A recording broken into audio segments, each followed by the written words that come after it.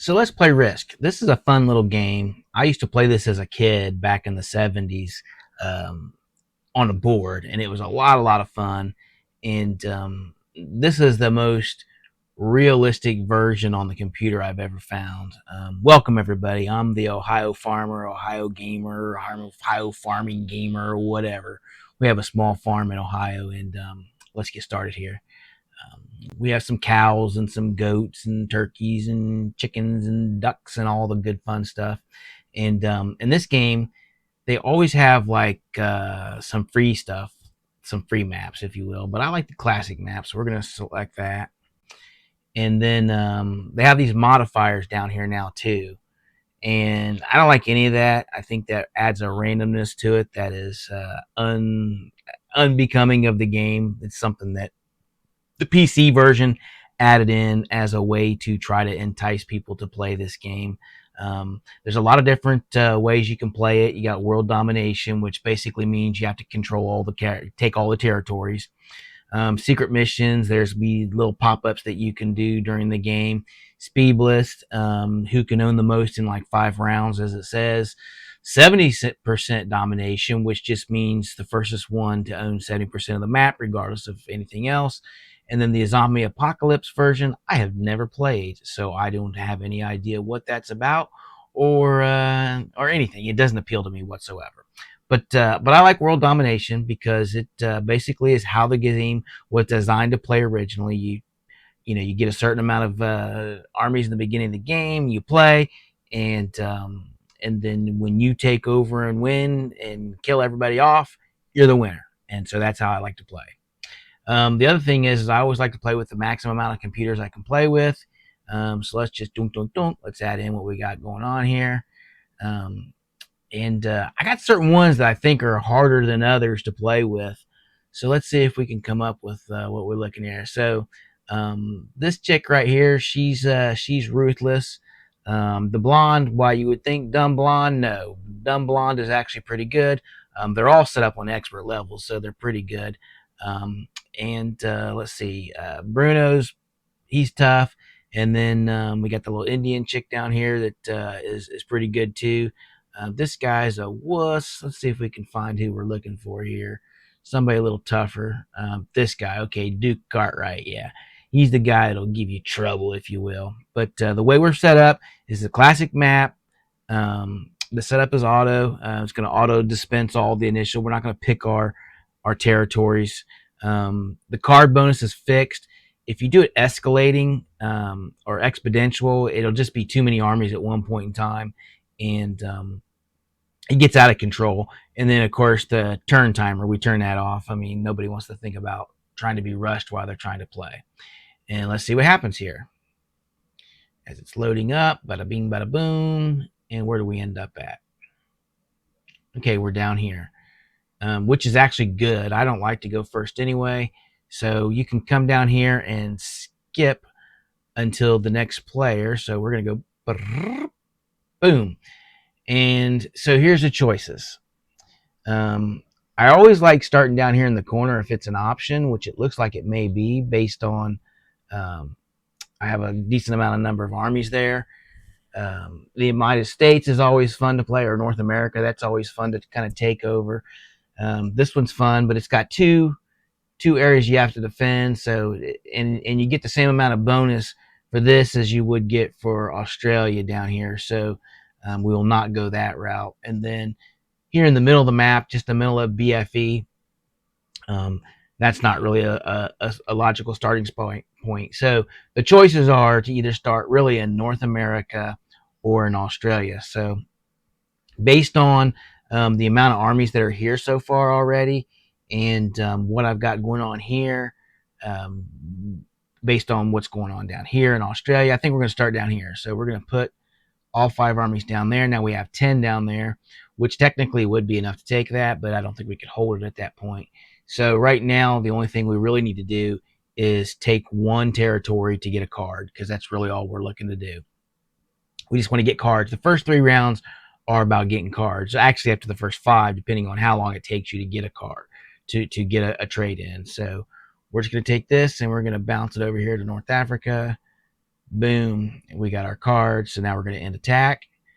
And we're going to continue to fortify. And what we're going to do is we are going to slide these two together.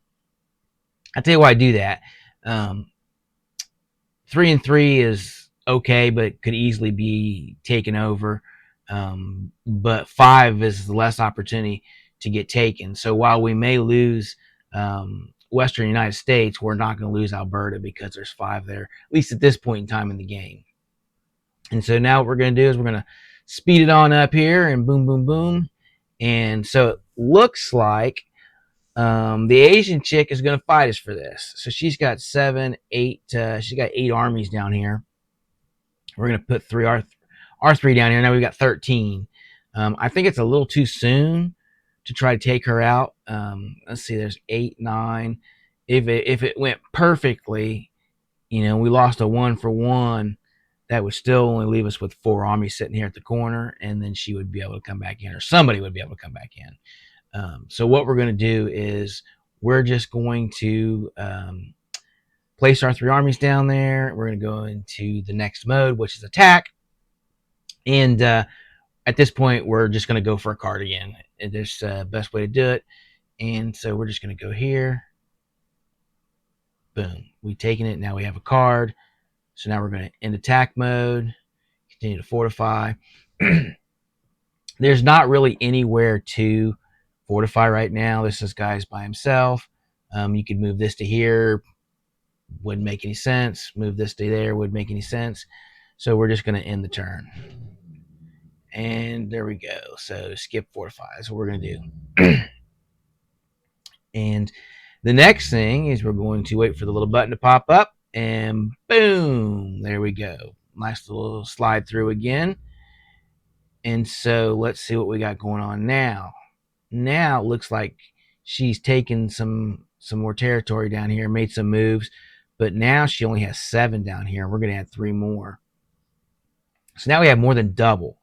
So this is a good opportunity to go ahead and try to take this if we can, and so we can start getting our bonus armies. So let's see what happens here. Let's go to the next phase and take out the big one first just to see what happens. Okay, that was perfect. We only lost 1. Let's go down here. That was a 2-for-2, a matched. Let's go here. Bada bing, bada boom. And we're going to go ahead and take Siam too, just because I like to. All right, so now we have 8. Why the screen's bouncing all over the place. There we go. All right, so now we have 8 to defend this. This is okay. Now we have to look at this, though. So we've got the Indian chick here. She's got 3 here. She could get pissed off or decide she wants to take this now, and she could take it if she has a decent trade in. The Asian chick has 3 cards too, but I think that she's probably going to go this route because she has more armies over here. So the really only real threat we have right now, it would be from pink. And I don't think she's going to do it. At least I hope she's not going to do it. But she could attack and take us out. And then there's nobody to really take out of the game this early. Let's see. Yellow's got 3 territories. It's too early for any of that. So we're going to end the attack mode.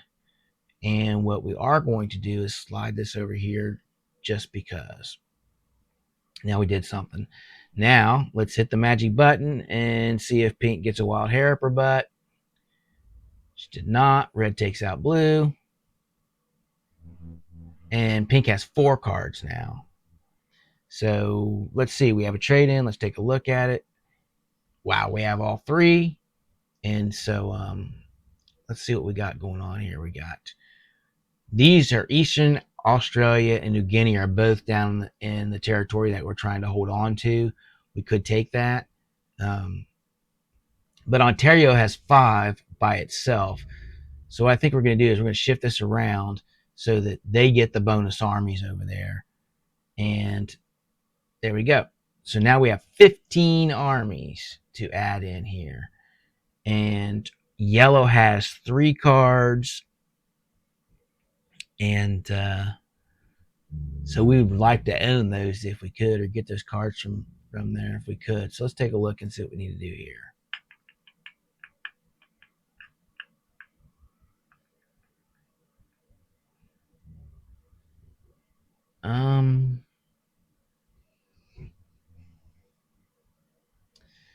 It's too hard to go around that way. So we could come around this way and take that. We could put some here, and we'd have to move in enough over here to take that one. So let's do that. Let's see if we can take yellow out. So we're going to put all of our armies here. And let's see what happens. I wonder if we could use this. Let's see what happens right here.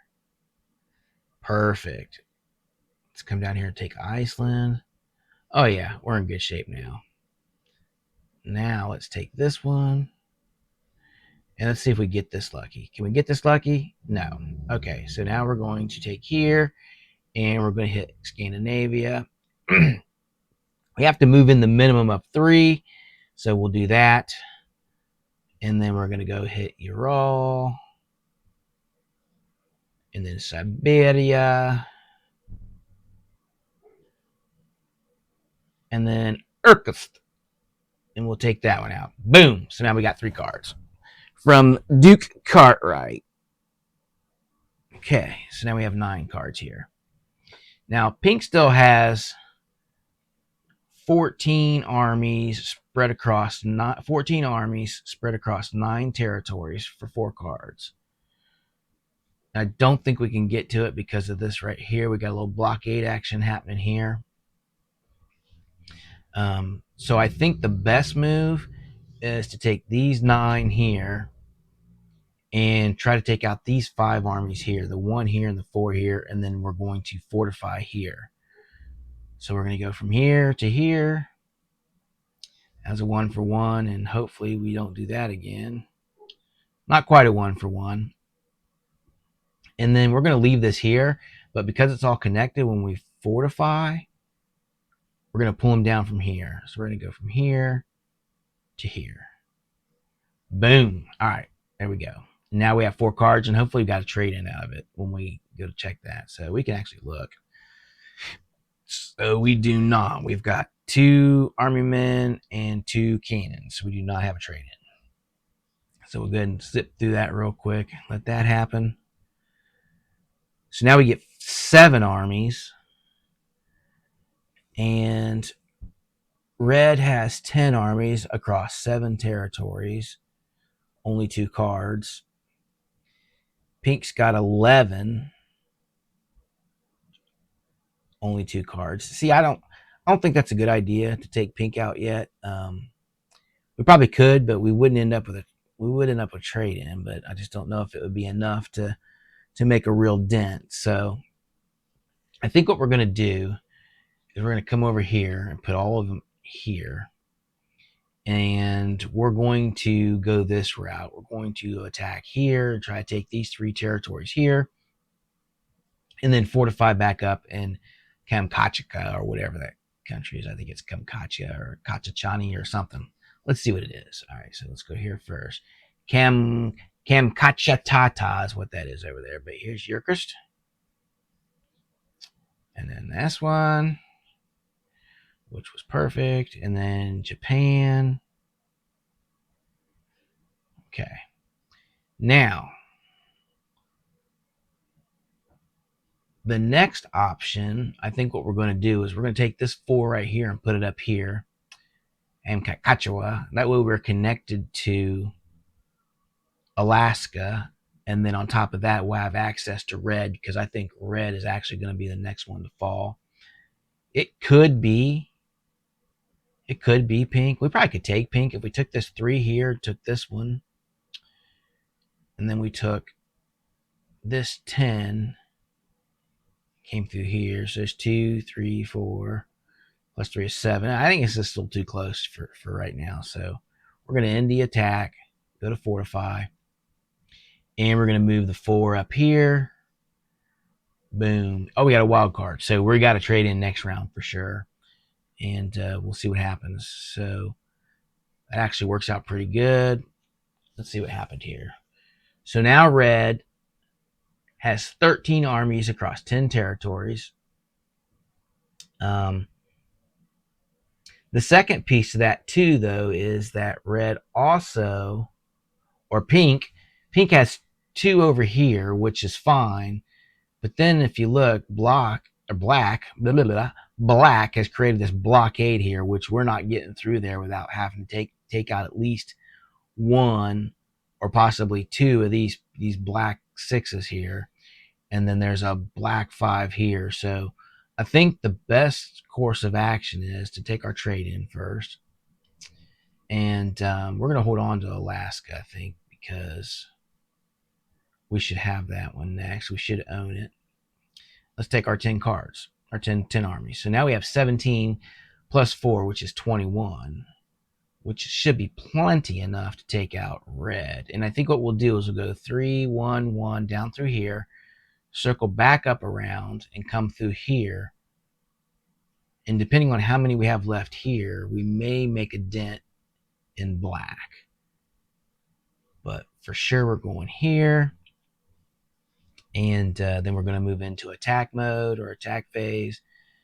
And we're going to hit Alaska. Boom. And then Northwest Territory.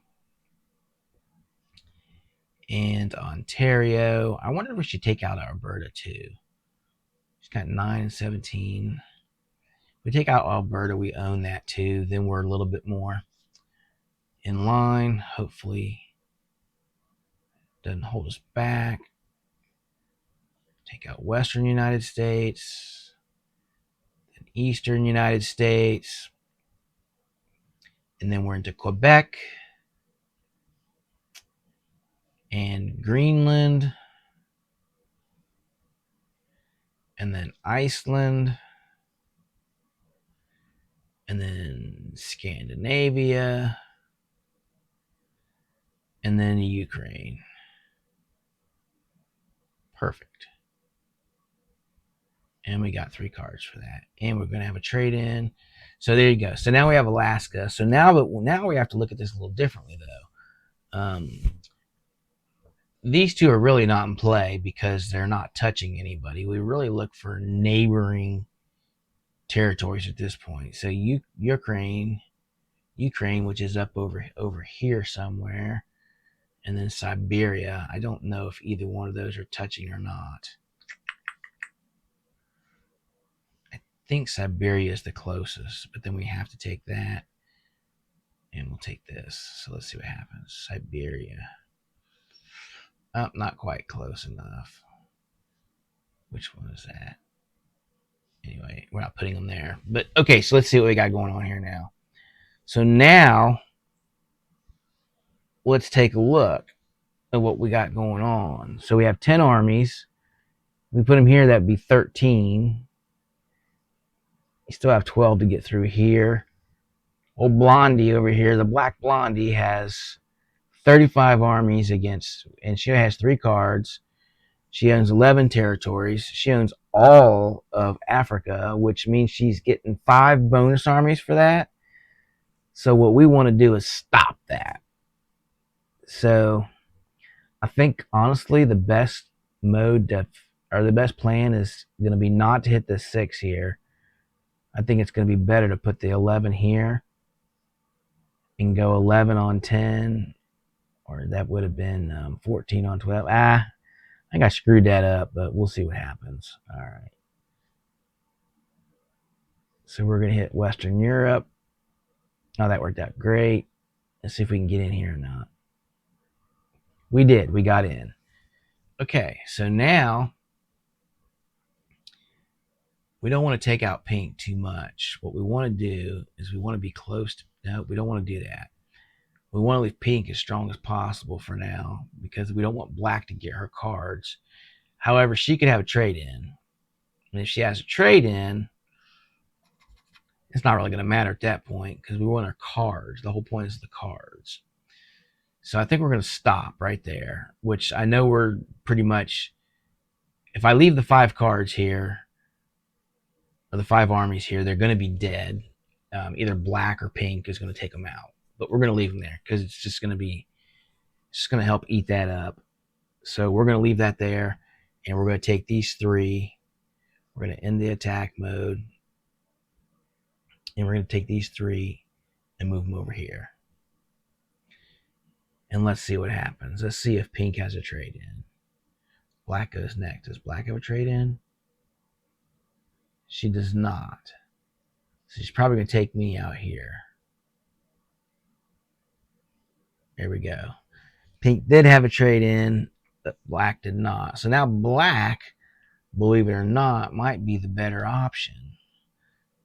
18 armies across 8 territories. And I think we can get to them. I think we can win on this round. I think we can. Let's see. So there's 27 armies altogether. I don't know. I don't think we can do it.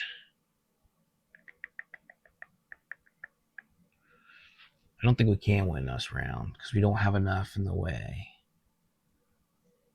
So black is, there's a really good chance that black has a trade in now. So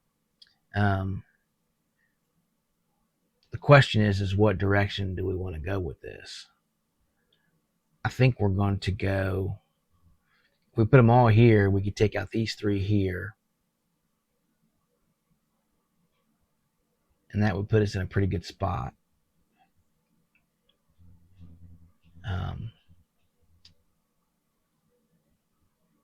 Or we could just take them and run with it. Just go until they're dead, or run with it until we have no more armies. But let's just see what happens here. So let's go ahead and take this. And we'll attack India, and then Afghanistan, and then the Middle East. We're actually doing pretty good here. We're down to 12.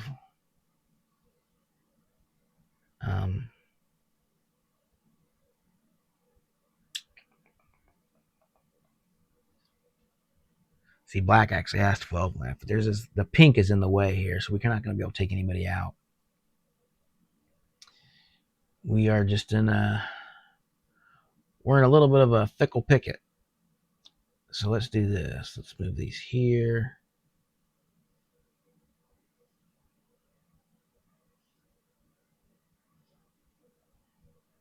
See if we can direct black to go through North America versus coming our direction.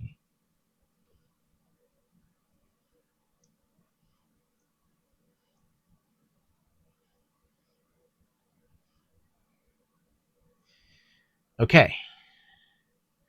So now we don't have enough to take everybody out on this round. It's going to take the next round to do it. But what's going to happen is one of two things. Black is either going to take out pink,